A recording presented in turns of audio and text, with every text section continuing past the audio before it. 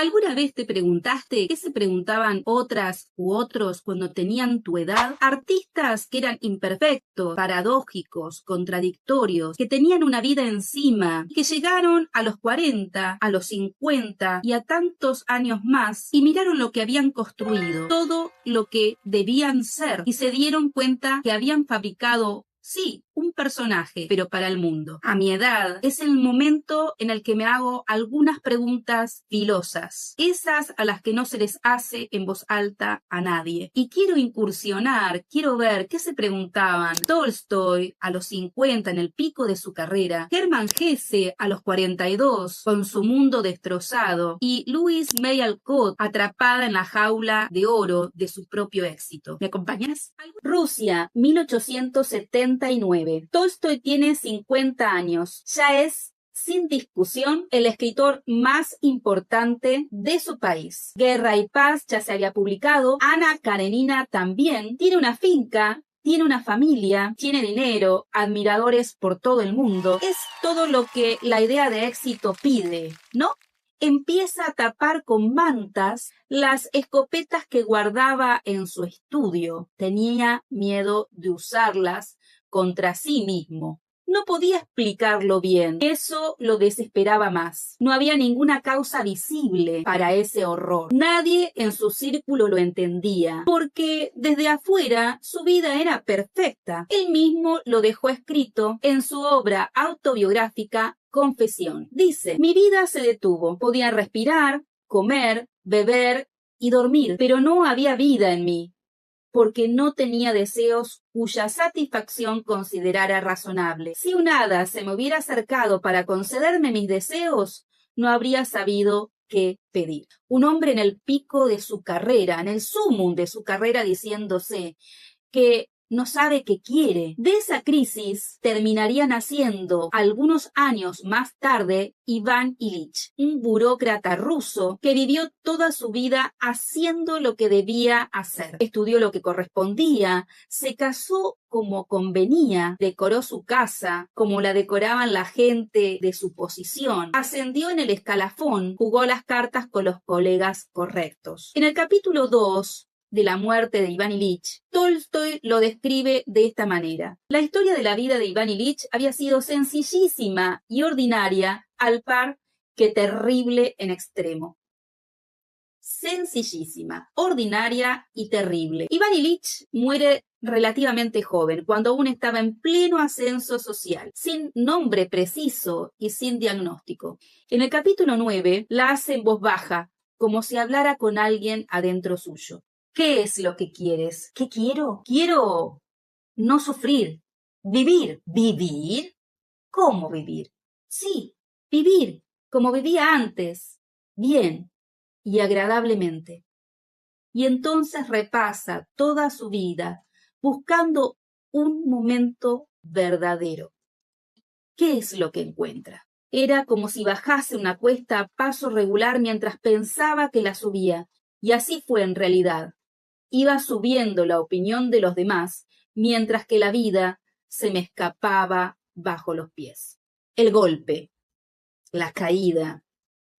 Porque este golpe no viene del fracaso, sino del éxito. ¿Y qué es lo que lo tortura? ¿Es el dolor físico lo que lo tortura? No, lo que lo tortura es la mentira. La de su mujer, la de los médicos, la de sus colegas y sobre todo la suya. La mentira de haber vivido una vida sin preguntarse si eso tenía algo que ver con él. Tolstoy tuvo una vida contradictoria. ¿Quién no? De joven fue aristócrata, jugador, mujeriego y oficial del ejército. Con el tiempo atravesó una crisis existencial, pese a tener fama, dinero, familia, pero sentía que la vida carecía de, valga la redundancia, de sentido. ¿Pudo Tolstoy resolver este tema, este dilema? Depende de cómo se mire. A partir de esa crisis desarrolló una filosofía espiritual radical. Defendía la no violencia, la austeridad, el rechazo al lujo, y tenía una interpretación muy personal del cristianismo. Ahora, ¿cómo estaba en casa? Mientras predicaba sencillez y desapego, su casa se convirtió en una guerra permanente con su esposa. Alcanzó cierta coherencia espiritual, aunque nunca una solución definitiva. Quizás no encontró la paz, pero nos dejó una pregunta. ¿Qué tan parecida soy? ¿Qué tan parecido sos a Iván Ilich? Alemania, 1919. Hermann Hesse tiene 42 años. Su esposa fue internada en una clínica psiquiátrica. Sus 3 hijos viven con amigos porque él no puede sostenerlos. Su país lo llama traidor por haberse negado a sumarse al fervor nacionalista durante la Primera Guerra Mundial. Está casi en la indigencia, y en ese momento de ruina total se sienta a escribir una novela sobre un joven brahman en la India antigua, que abandona todo lo que le enseñaron para buscar algo que nadie puede enseñarle. Esa novela se llamaba Siddhartha, y Hermann Hesse reconoció que la novela tenía su recorrido espiritual. El personaje arranca desde un lugar que parece privilegiado. Tiene familia, sigue una doctrina, tiene maestros, expectativas y un destino que cumplir. Pero algo no cierra. Siddhartha había empezado a alimentar el descontento en su interior. Comenzó por comprender que el amor de su padre, el cariño de su madre y también el afecto de su amigo Govinda no le bastarían siempre. No le calmarían, no le saciarían, no le satisfarían. La vida correcta, la que se debe vivir, no alcanza. Siddhartha se da cuenta que su respuesta no es encontrar un nuevo maestro. Es al contrario, rechazar la idea misma que alguien pueda enseñarte lo que se necesita saber. Nadie llegará a la liberación merced a una doctrina. A nadie, oh venerable, podrás comunicar por la palabra y la doctrina tu instante de iluminación. Esto es Hesse hablándose a sí mismo, un hombre que había pasado por el psicoanálisis, por la religión, por la filosofía oriental, por todos los sistemas posibles, diciéndose que el recorrido es solamente tuyo. Y ahora Siddhartha lo hace, prueba todo, la austeridad de los ascetas, el lujo, el dinero, el amor. Se pierde, toca fondo. Cuando ya no le queda nada, se sienta a la orilla de un río y aprende a escuchar. Siddhartha escuchaba, ahora era todo oídos. Se hallaba totalmente inmerso en esa sensación, totalmente vacío y dispuesto a asimilar. Y todo ese conjunto, todas las voces, todas las metas, todos los deseos, todos los sufrimientos, todos los placeres, todo el bien y todo el mal, todo eso junto era el mundo. Vacío. Lo contrario a buscar. Lo contrario de forzar una respuesta.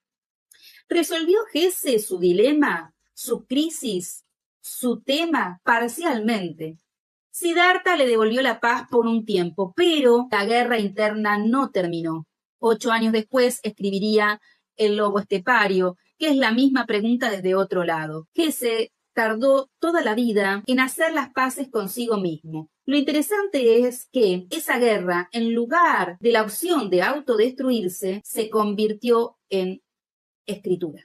Estados Unidos. A fines de la década de 1860, Louise May Alcott, cerca de los 40, ya se convierte en la escritora más querida de Estados Unidos. Mujercita es un éxito que no para de crecer. Sus editores le piden secuelas. El público la adora, pero ella, en privado, lo llama exactamente por su nombre, Alimento Moral para los Jóvenes. Y eso es lo que vende. Nadie sabe, y no se va a descubrir décadas después de su muerte, que Alcott lleva años publicando en secreto, bajo el seudónimo de A.M. Barnard, cuentos góticos, novelas de pasión y crimen, heroínas que manipulan y seducen, se vengan.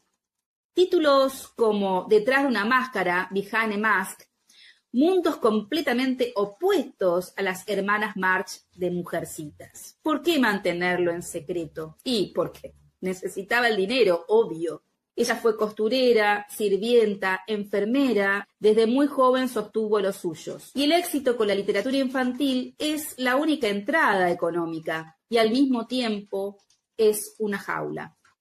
Creo que mi ambición natural es para el estilo lúgubre. Me entrego a las fantasías espléndidas y quisiera atreverme a escribirlas en mis páginas y ponerlas ante el público.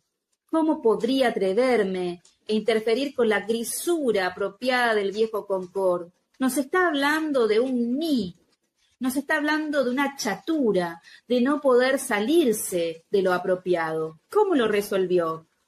Por una especie de doble vida que sostuvo durante años. Puso a Jo March, una de las mujercitas de su obra. La hizo rechazar el matrimonio tradicional, exigir independencia y querer escribir en lugar de ser como se esperaba que fueran las jovencitas de su tiempo. En la novela más vendida y más querida de su época, Alcott metamorfoseó la rebeldía.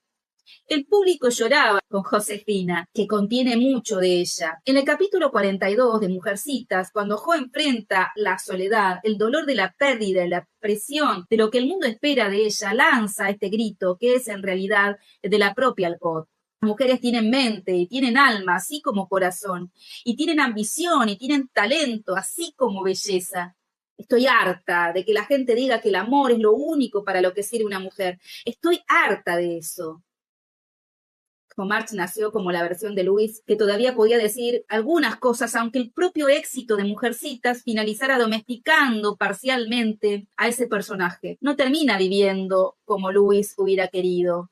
De hecho, Jo termina casándose. Lewis nunca quiso hacerlo, pero eso es deliberado. Alcott escribió muchas cartas diciendo que la obligaron los lectores y el editor. Ella, en cambio, nunca se casó. Fue la primera mujer en registrarse para votar en las elecciones escolares de Concord, después de que Massachusetts permitiera el voto femenino en asuntos educativos. Y siguió escribiendo sus relatos oscuros a escondidas. No resolvió la contradicción. En su lugar, sublimó por medio de la escritura. Tolstoy, Hesse, Alcott, que llegaron a la mitad de su vida con una pregunta que no podían hacerle a nadie porque la pregunta era demasiado seria para su entorno, no había interlocutores para recibirla. La gran paradoja de sus vidas es que mientras ellos se desgastaban sosteniendo un personaje impecable para el afuera, fueron sus criaturas de ficción las que se animaron a cargar con las preguntas prohibidas. Ivan Ilich, Siddhartha, Jo March nacieron como un grito de auxilio de sus creadores. Fue ahí, en ese territorio de la literatura, donde los tres autores intentaron resolver las tensiones mundanas,